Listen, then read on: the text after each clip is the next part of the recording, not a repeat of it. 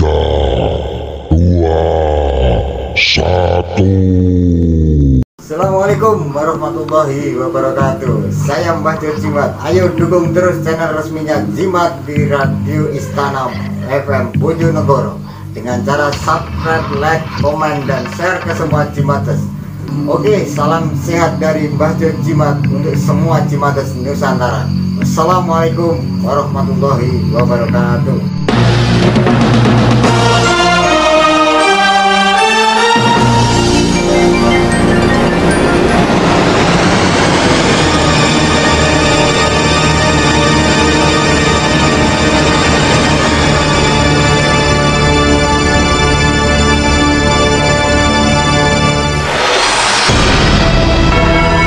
PT Radio Istana Siar FM Bojonegoro mempersembahkan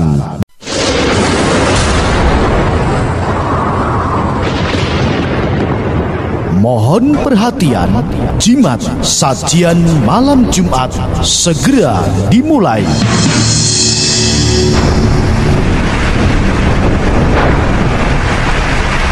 Ingat, acara ini bimbingan orang tua dan untuk dewasa, tidak diperuntukkan bagi penderita jantung, paranoid, dan ketakutan yang berlebihan.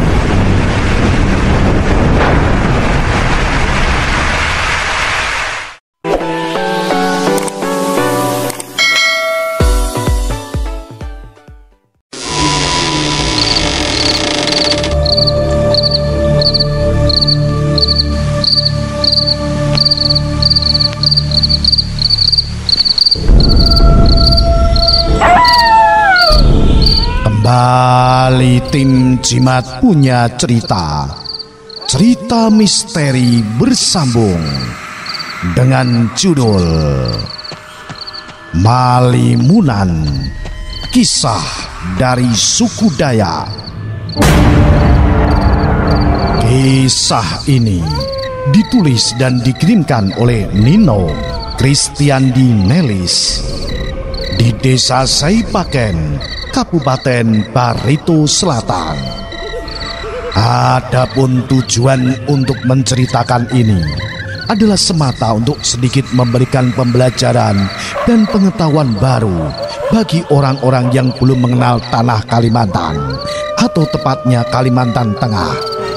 Ini agar lebih memahami kenapa sebagian suku-suku Dayak di Kalimantan Tengah masih mempertahankan tradisi leluhurnya.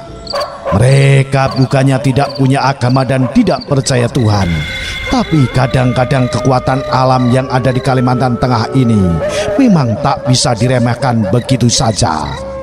Dan bukankah dalam hal ini kita pernah mendengar istilah manusia itu akan lebih baik jika mau berdoa dan berusaha. Jadi kalau kita hanya berdoa tanpa adanya usaha, maka kita tak akan bisa apa-apa. Nah, begitulah dengan pesan moral yang akan disampaikan dalam kisah kali ini. Kita akan diajarkan untuk bertahan hidup dari ganasnya hutan Kalimantan Tengah dengan mengandalkan penggabungan antara doa dan usaha. Disinilah kita akan tahu bagaimana pentingnya menghormati, menjaga, dan mengetahui situasi serta tradisi adat orang-orang di mana tempat kita berada.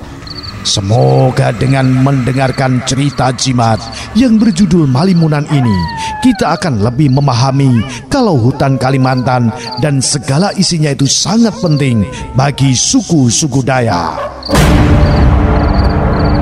Nah, inilah cerita misteri bersambung Malimunan bagian yang ketiga.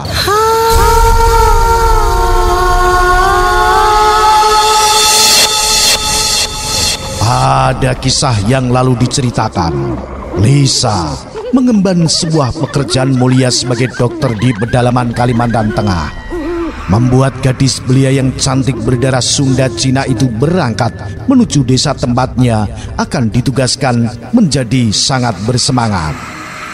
Berbagai petualangan hebat yang muncul dari berbagai sudut mistik dan yang non-mistik langsung menyambut dan mengiringi perjalanannya. Namun, walaupun sudah dikawal oleh orang-orang asli pribumi, rombongannya akhirnya kualan juga. Ternyata kejadian-kejadian yang luar biasa mulai tak terkendalikan oleh mereka. Bahkan pada akhirnya Dr. Lisa harus bertahan hidup sendirian di tengah-tengah ganasnya hutan Kalimantan serta makhluk-makhluk astral yang ada di dalamnya. Bagaimanakah caranya bertahan hidup? Dan apa saja misteri-misteri tersembunyi yang selama ini tak pernah orang-orang tahu di tengah-tengah hutan Kalimantan? Serta dapatkah ia lolos dari kejaran berbagai makhluk-makhluk gaib tanah Kalimantan yang katanya tak terkalahkan itu? Ikutilah kisah selengkapnya. Malimunan.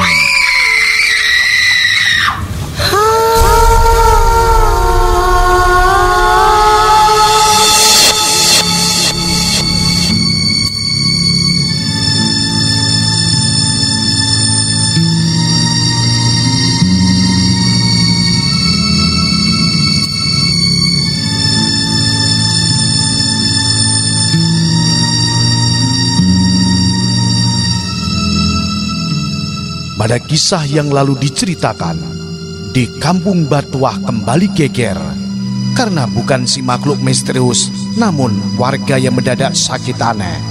Kemudian dua orang hansip segera mengantar dan mengawal orang-orang itu ke seorang mantan apoteker. Sang mantan apoteker itu bernama Rifki dengan gaya kedokter-dokteran. Menurut kamu ini penyakit apa sih, Ki? Tanya salah seorang hansip yang bertuliskan nama Reno di dadanya itu dengan dahi berkerut. Ini hanya penyakit demam biasa. Obat-obat racikan ajaibku pasti akan ampuh untuk mengobatinya, Saud Rifki dengan percaya diri. Tapi yang sakit cukup banyak dan menular begitu cepat. Apa obatnya cukup? Tanya Reno lagi dengan raut wajah khawatir. Tenang saja, obatku masih cukup untuk 10 orang lagi. Ya, tapi ini kami mau menjemput lagi orang-orang yang sakit dari ujung desa. Silahkan, saya buka 24 jam kok, dan nanti obat-obatnya akan saya racik lagi. Baiklah, kalau begitu saya permisi dulu. Ya, silahkan. Lalu tanpa membuang waktu lagi, dua orang hansip tadi segera bergegas pergi. Dan selama dalam perjalanan mereka tentu saja terlibat berbagai obrolan. Tampaknya malam ini kita akan begadang, Ren. Ucap Yaru sambil menyeka keringat deh-dahinya. Ya, tadi kita sempat sibuk gara-gara teror makhluk misterius itu. Sekarang malah mengurus orang yang sakit pula.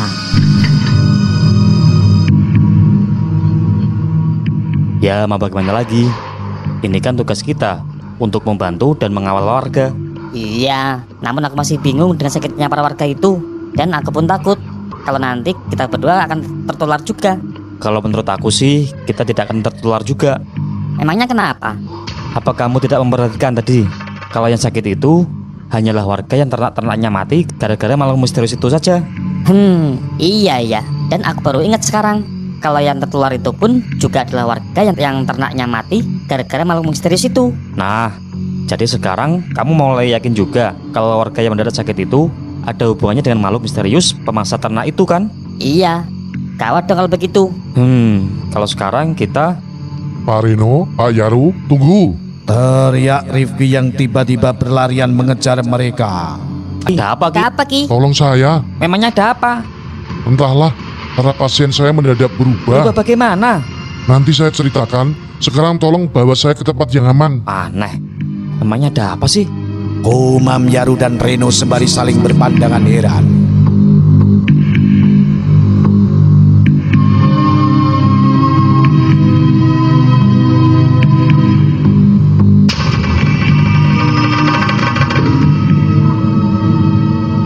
Dan sementara itu pada saat yang bersamaan, rombongan Dr. Lisai masih belum bisa melanjutkan perjalanan itu pun sedang menghadapi keadaan yang menegangkan juga. Saat itu dari arah hutan mulai terdengar seperti suara gemuruh yang semakin lama semakin banyak dan mendekat ke arah mereka. Febi maupun Rofi pun tidak paham suara apakah itu. Sebab itu sama sekali bukan suara gemuruh angin maupun hujan, tapi cenderung mirip seperti suara gemuruh tawon.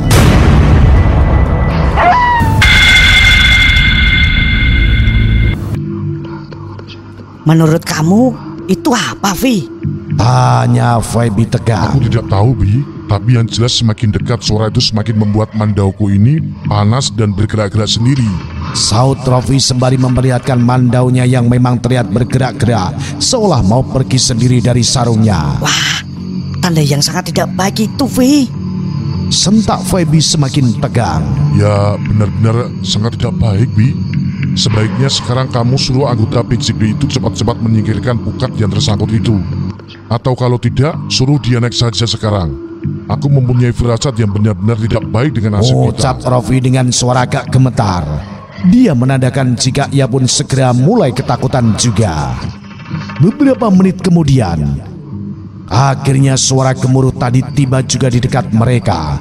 Namun tak ada satupun dari mereka yang melihat sesuatu. Yang terlihat hanyalah gumpalan kabut menyelimuti tempat itu dengan sangat cepat. Ada apa ini? Bisik Feby pelan kepada Rofi. Entahlah, Geleng Rofi bingung. aku belum pernah melihat hal seperti ini sebelumnya. Apa ini yang orang tua dulu bilang asap api karyo? Entahlah, Bi.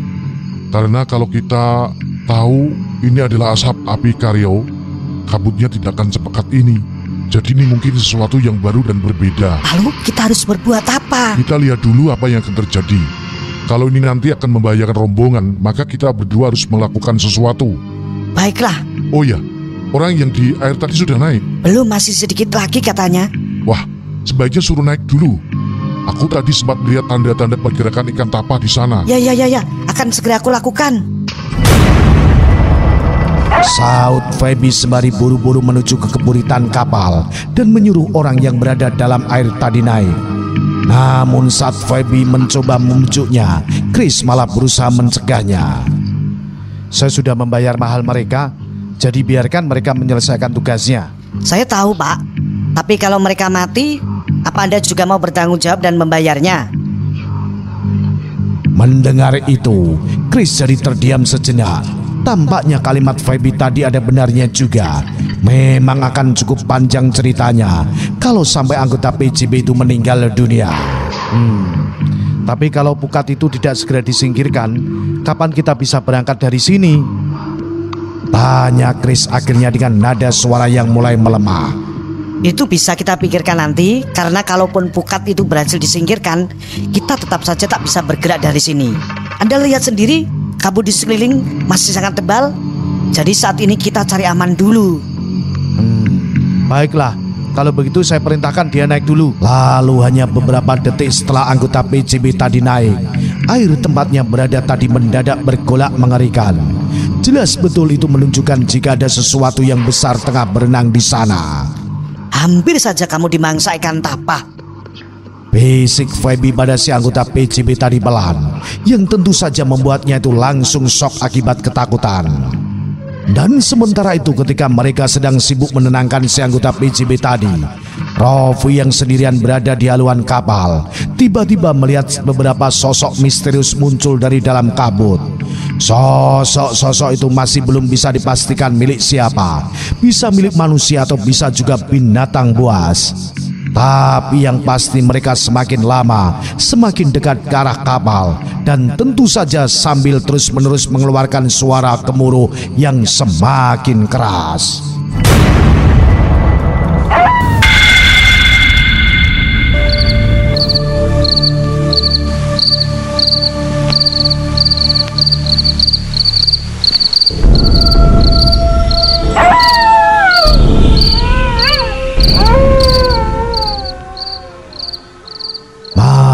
Kian larut dan bertambah dingin, tapi suasana desa Batuas semakin menegangkan saja. Dan hilir mudik warga yang ingin berobat ke tempat Rifki semakin bertambah banyak, sebab hanya tempatnya saja menjual obat-obatan. Tapi walau warga sedang sangat membutuhkannya, Rifki justru tak berani keluar dari rumah Pak Kades. Ia masih ketakutan dengan kejadian yang terjadi di rumahnya. Dan sampai saat itu pun rumahnya masih terjadi keributan yang sedang ditangani oleh Pak Hansip, Reno dan Yaru. Hei, sebenarnya apa yang terjadi di rumah kamu? Apa karena kamu salah kasih obat? Tanya Pak Kades dengan hati-hati karena Rifki tampak masih terlihat shock dan trauma. Rifki, kamu bisa dengar saya? Tanya Pak Kades lagi karena Rifki masih belum juga mampu menjawab apa-apa, tapi malah semakin melongo dan menatap lurus ke depan. Maaf Pak Kades, tampaknya Rifki masih belum bisa diajak berinteraksi. Bagaimana kalau sebaiknya kita periksa langsung ke rumahnya saja? Bisik Pak RT menyarankan. Tunggu dulu. Katanya penyakit itu cepat menularkan. Jadi apakah tidak akan berbahaya kalau kita ke sana? Iya juga ya. Tapi menurut spekulasi Ayu dan Reno, penyakit para warga itu hanya bisa menular pada warga lain yang ternyata sama-sama mati gara-gara makhluk misterius itu saja. Tidak menular dengan yang lain. Buktinya Reno, Yaru, Rifki tidak tertular kan? Tapi itu kan hanya spekulasi mereka saja. Kita belum tahu kepastiannya. Jadi untuk lebih jelasnya, kita tunggu saja dulu laporan terbaru dari Yaru dan Reno. Mereka tadi sudah saya perintahkan untuk berkeliling dan wajib lapor dalam 1 jam. Baiklah Pak Kasdes, kalau begitu kita tunggu saja kabar dari mereka. Ya, jadi untuk sekarang ada baiknya kita selidiki dulu beberapa warga yang di sekitar sini untuk mengetahui apakah mereka juga sakit atau tidak. Dan kita juga harus selidiki apakah benar ini ada hubungannya dengan ternak mati serta makhluk misterius itu atau tidak. Pungkas Pak Kades mengakhiri. Baiklah, saya setuju Pak. Kalau begitu mari kita berangkat sekarang. Mari Pak.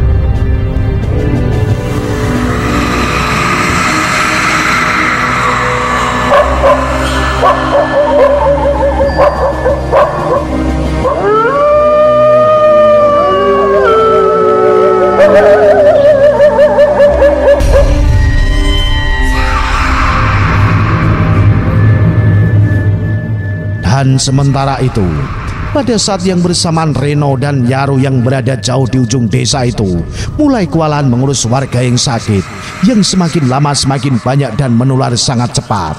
Yaru, sebaiknya kamu beri tanda peringatan bahaya.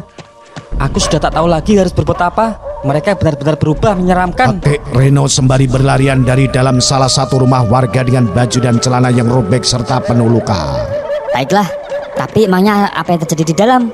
Jadi aku harus lapor Pak Kades sekarang juga. Dan sebaiknya kamu juga segera pergi sekarang ke pos ronda untuk memperingatkan warga. Baiklah, tapi bagaimana dengan mereka di dalam sana? Aduh, jangan banyak tanya Yar. Situasi sekarang sedang gawat, jadi cepat pergi sana. Ya, baiklah. Kalau begitu aku pergi sekarang. Ya, cepatlah. Lalu dengan sama-sama membawa perasaan ketakutan, kedua hansip itu segera berpisah dan melaksanakan tugasnya masing-masing. Yaru hanya perlu waktu 5 menit untuk sampai ke pos ronda dan membunyikan kentongan.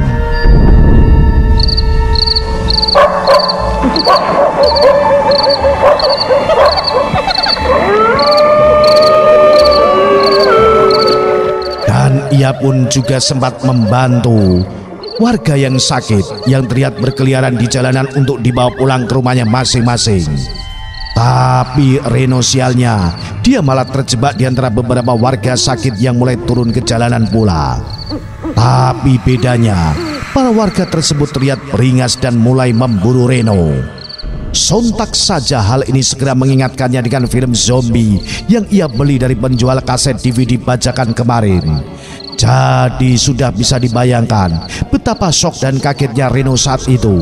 Ia tak punya pilihan lagi selain berputar arah dan untuk menyelamatkan diri walau celananya yang sempat robek tadi mulai merasa longgar dan akhirnya melorot dengan cepat.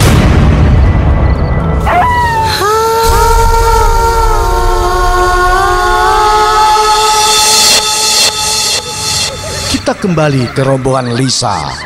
Beberapa puluh menit berlalu, akhirnya kabut yang menyelimuti kapal berisi rombongan Dr. Lisa itu semakin lama, semakin tebal dan semakin pekat. Bahkan mereka yang duduknya dalam jarak 1 meter dengan lain saja hampir tak bisa saling melihat. Ini benar-benar pengalaman luar biasa dan sangat membingungkan bagi semua yang ada di kapal itu. Mungkin baru kali ini dalam hidup mereka berada dalam kabut sepekat itu. Dan pada saat mereka sedang kebingungan, mendadak terdengar suara yang tidak diketahui dari mana sumbernya.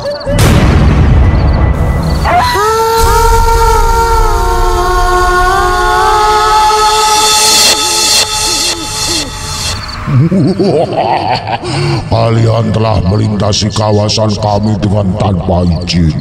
Maka sebagai gantinya salah satu dari kalian akan kami bawa. Seru suara misterius itu dengan keras, yang tentu saja menggunakan bahasa daerah yang hanya dimengerti oleh Rofi dan Feby saja. Bagaimana nih, Vi? Suara siapakah itu? Aku juga nggak tahu, Bi. Kita tak bisa melihat mereka. Lalu apakah kita harus menuruti permintaan mereka? Inilah yang membingungkanku. Memang benar kalau sesuai hukum adat kita, siapapun yang melanggar batas wilayah suku lain dengan tanpa izin, maka begitulah peraturannya. Hanya saja untuk kali ini semua terasa janggal.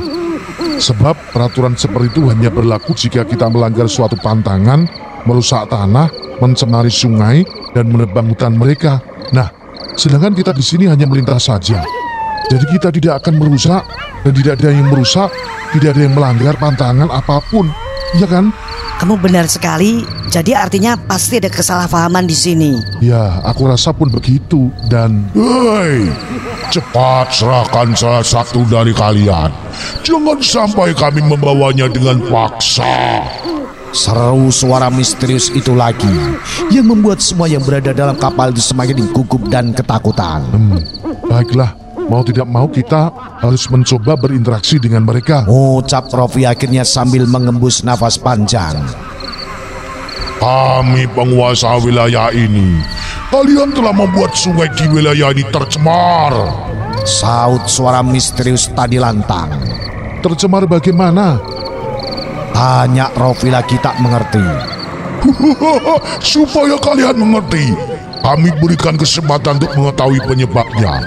Sekarang periksa saja satu persatu anggota kalian untuk mengetahui kesalahan apa yang mereka lakukan. Saut suara misterius tadi lagi, yang membuat Rofi dan Feby langsung bergegas menanyakan ke seluruh anggota rombongan seperti yang diperintahkan oleh suara misterius itu.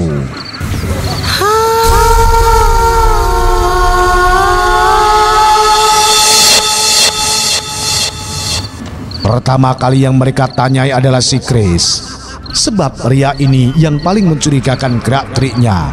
Namun karena tak menemukan kesalahan apapun juga, maka pemeriksaan berlanjut hingga akhirnya sampai ke Dokter Lisa. Apa Bu Dokter ada melakukan sesuatu yang tanpa sengaja melanggar pantangan di wilayah ini? Saya rasa tidak ada, Kak. Kalau begitu memang benar-benar ada kesalahpahaman di sini. Jadi mau tidak mau saya harus melawan mereka.